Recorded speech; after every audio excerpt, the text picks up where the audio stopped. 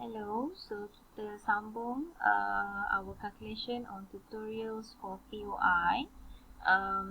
So the next questions adalah dia nak you calculate the EPS if EBIT is at 350,000 and if EBIT is at 800,000. So ada dua keadaan dekat sini. Therefore, kita dah dapat POI dia tadi at 480,000. Okay. So what we have to do adalah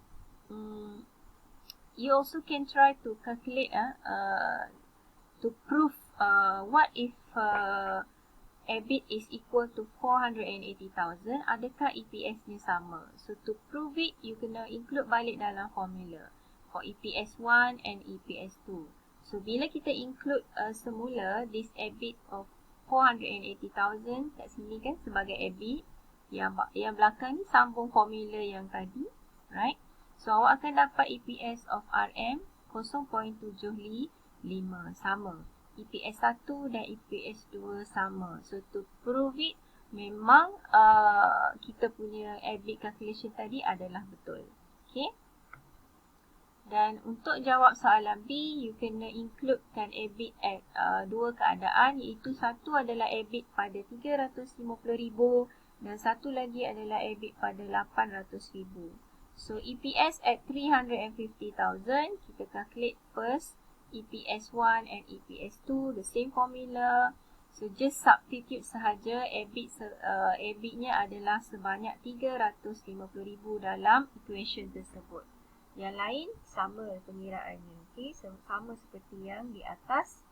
Okay, so EPS 1 awak akan dapat untuk pada kadar 350,000 ni, EPS 1 adalah 0.14 dan EPS 2 awak akan dapat 0.48.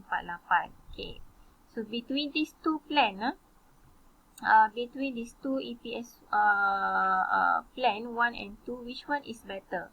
Pada kadar EBIT adalah sebanyak 350,000, which is means this one is lower than POI lah, sebab POI kita 480,000, right?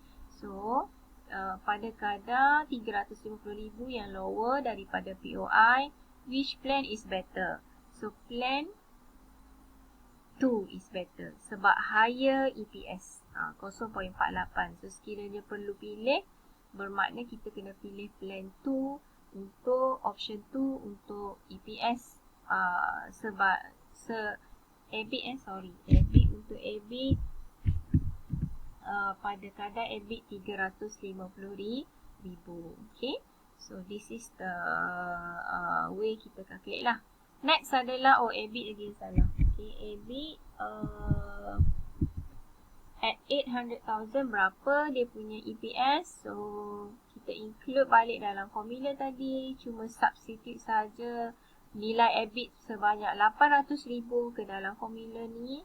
So lastly we get EPS 2.25 for option 1 dan 1.42 untuk option 2.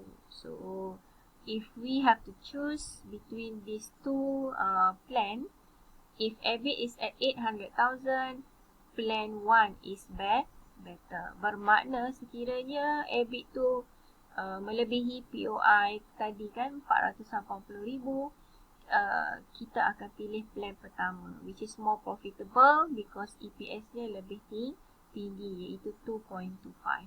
Okay, so this is the way kita calculate untuk soalan B. That will be all lah.